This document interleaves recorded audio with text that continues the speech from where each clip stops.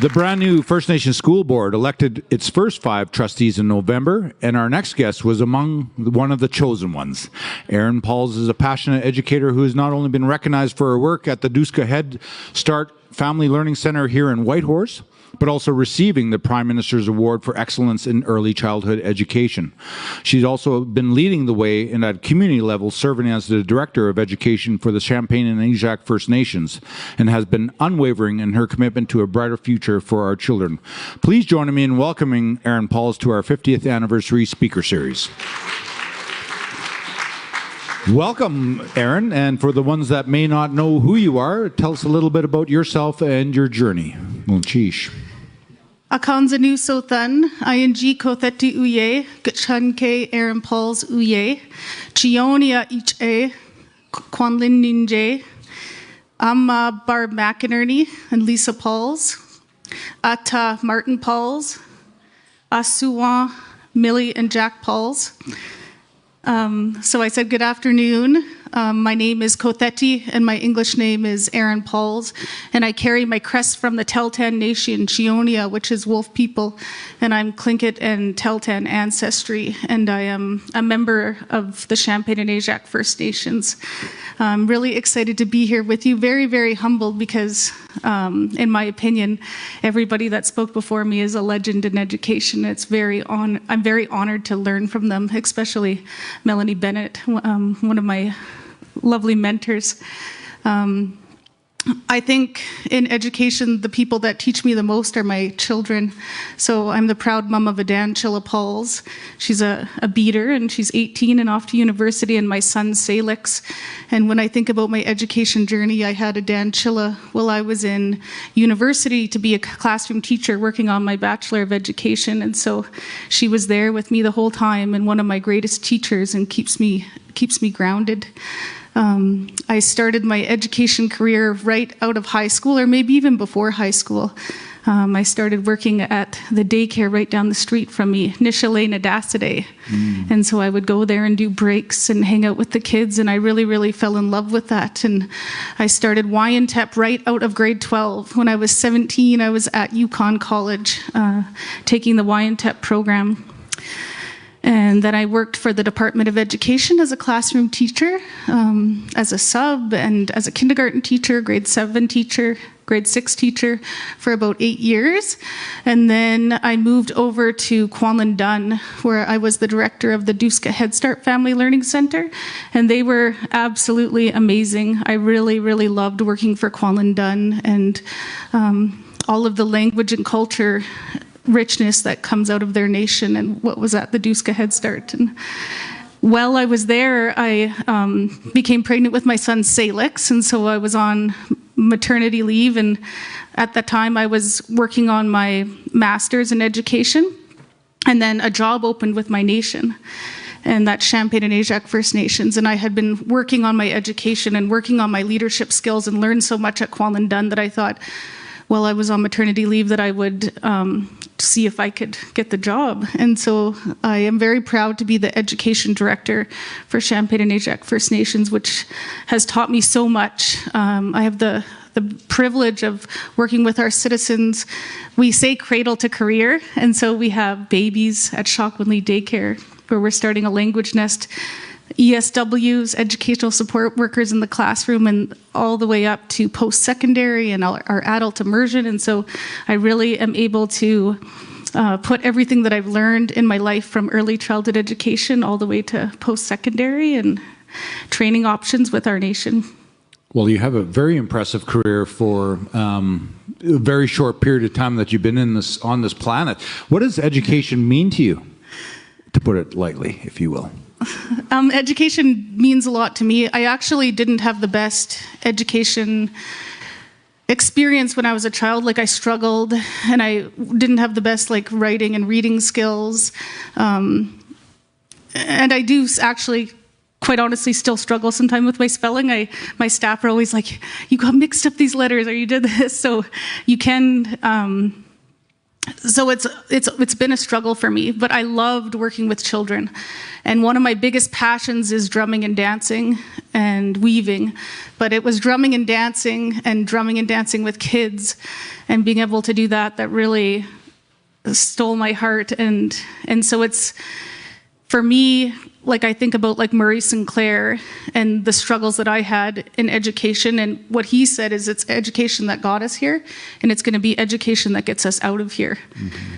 And I think anytime that I get to share the language and culture that I was taught, the songs, the dances, how to make drums, weaving, those types of things, that is what gives me the strength when I have a hard time, and what is going to give our people strength moving forward in education. So when I think about education, I don't necessarily think about like degrees in the K-12 system, although really that's what education is. But for me, education is so much more of a holistic journey, and it's about what our children teach us. It's about what our aunties teach us. It's about community members that are sitting here have taught me throughout my life. And really my mistakes are some of my greatest teachers. Sure. And then I always thought of them as mistakes. And then I was listening to Melody Bennett speak this weekend when she came and talked to our PhD class. We have a bunch of Yukoners that are working on their PhD in education. And she said, it's not a mistake, it's your first attempt at success. And so those are some of my greatest teachers. For sure. And recently in November, you've been elected as a First Nations school board. As a part of that, what inspired you not only to put your name forward, but also to be a part of this new movement going forward?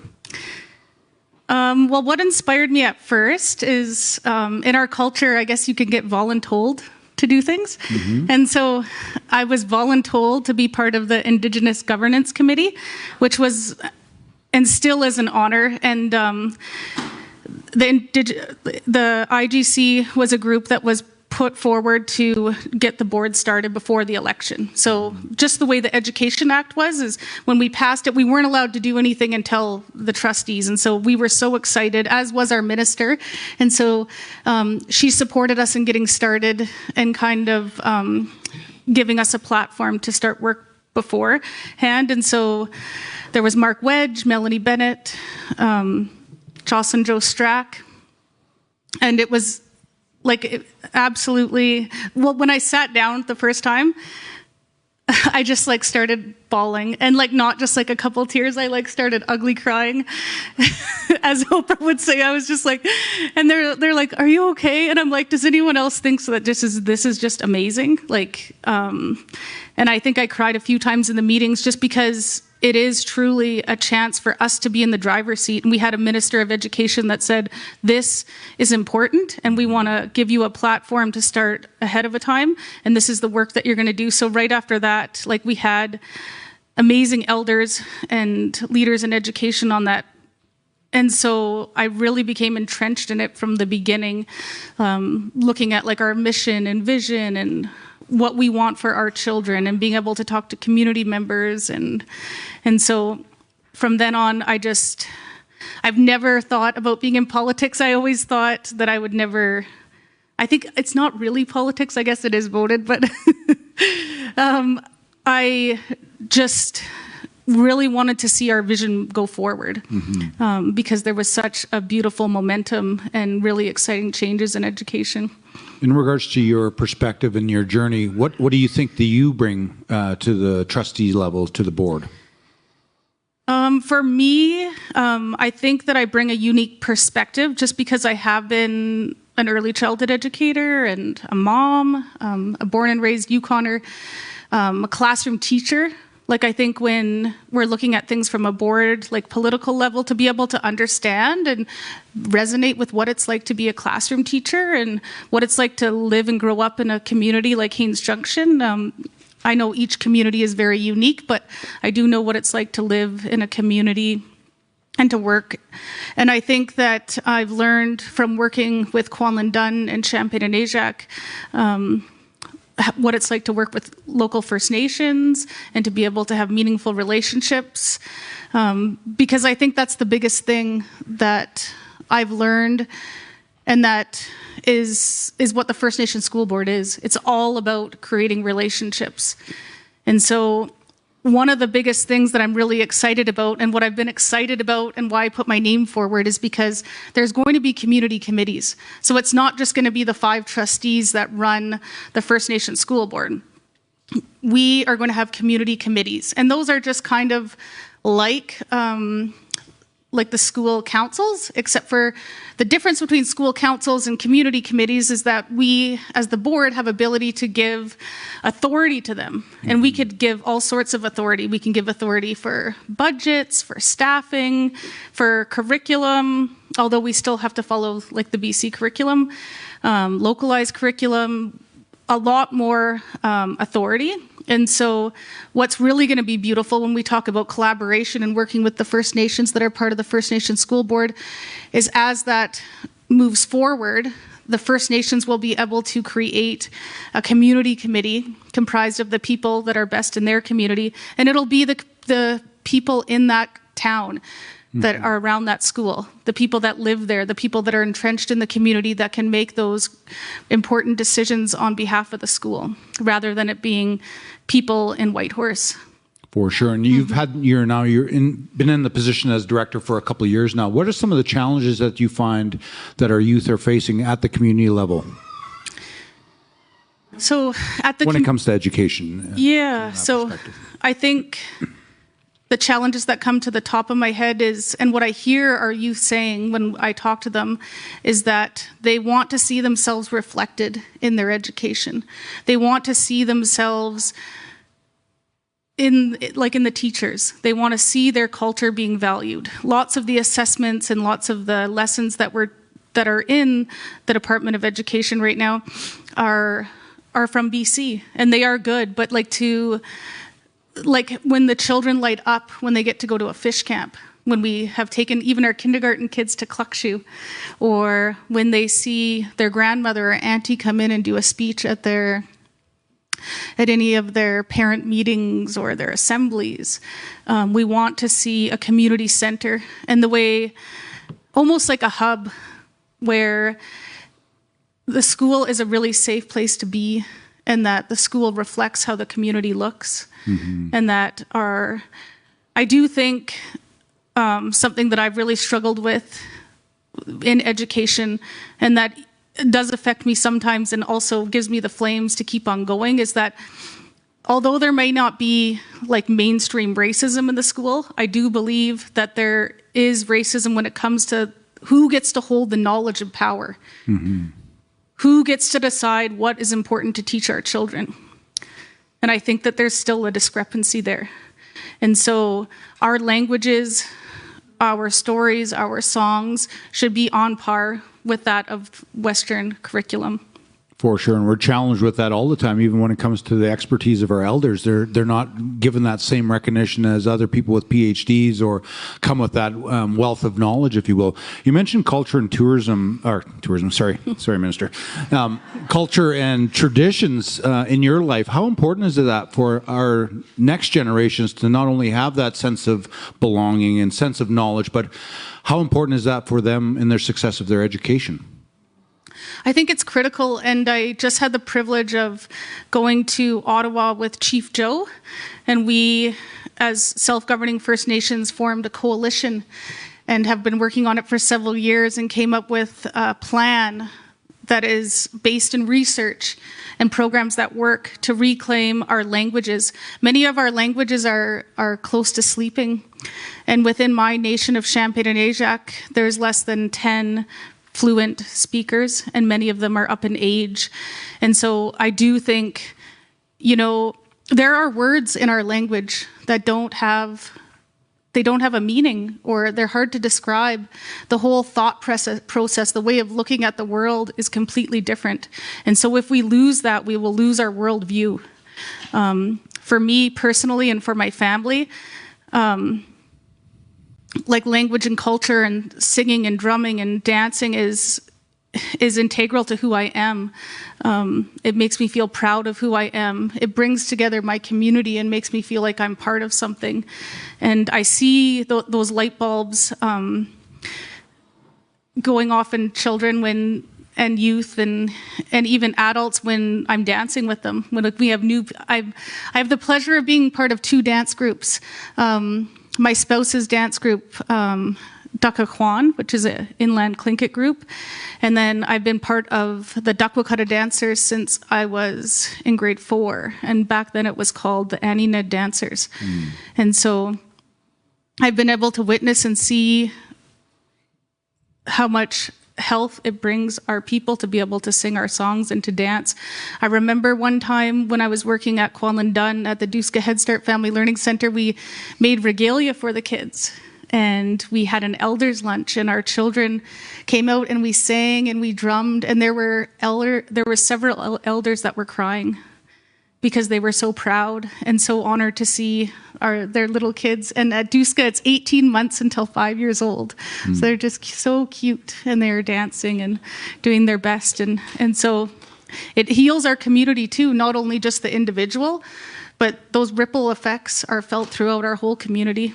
No, I appreciate that. And if you're just tuning into Shone FM or Facebook Live, you're listening to the 50th anniversary of Together Today for Our Children Tomorrow speaker series. And we have Erin Pauls, who is the Director of Education for Champagne and Ajax First Nations. We talked a lot about just where our people are at. Why do you think only so many schools have signed on to the school board? And how can we not only promote the good work that possibly can happen if you allow it to happen, but also why should First Nations, let alone the schools, join the First Nations School Board? I'll echo some of the stuff that Melanie Bennett said. I do think that it should be a choice.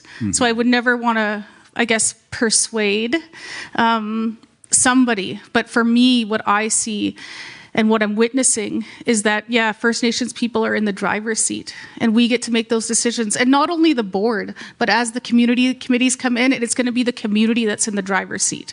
It's going to be the community members that can work really collaboratively with the schools and be able to do things in a new and creative ways. And we're seeing that already with lots of schools. Many of the schools, they're handing in their calendars right now. And so many First Nations who are part of the First Nations School Board are creating space in their calendar to have 2 weeks off at hunting season or fishing season.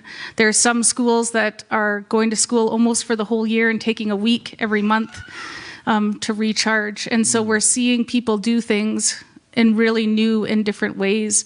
We're looking at doing our literacy different. We're looking at having, cultural supports in schools.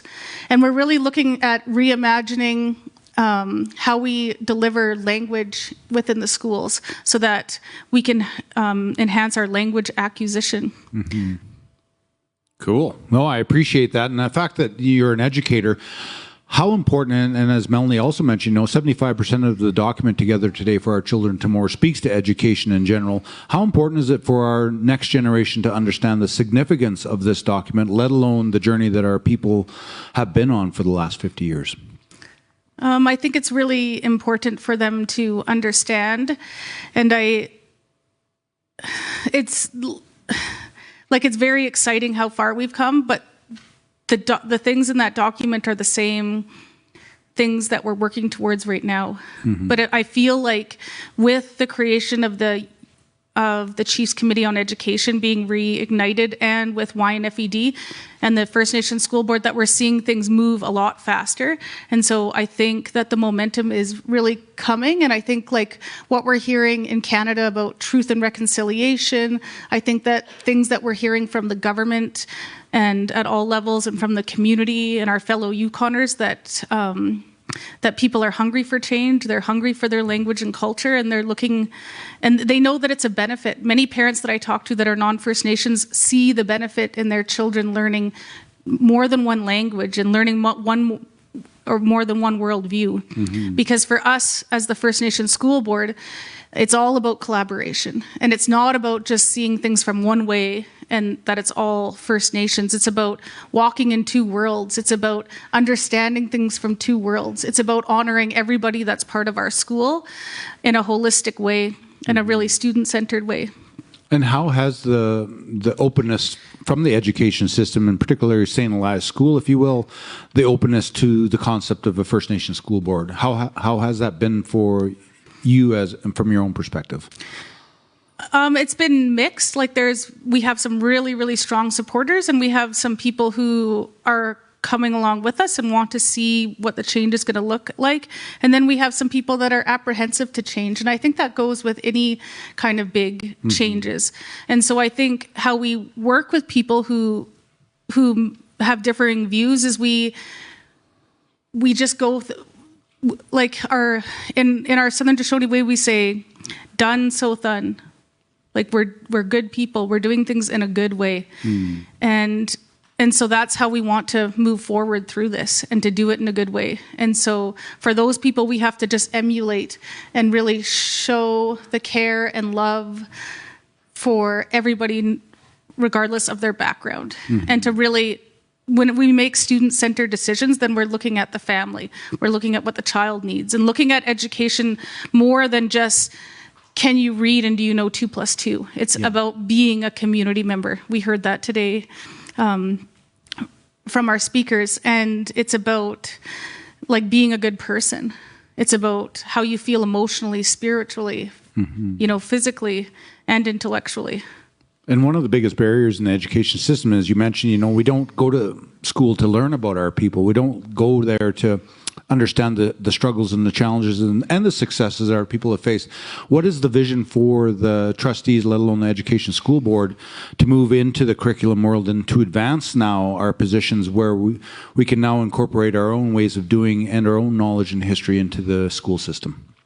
Well, the interesting thing about what we're doing is that we've always been able to do it. And so the BC curriculum, although we are following that, it does leave room for a substantial amount of room for localized curriculum.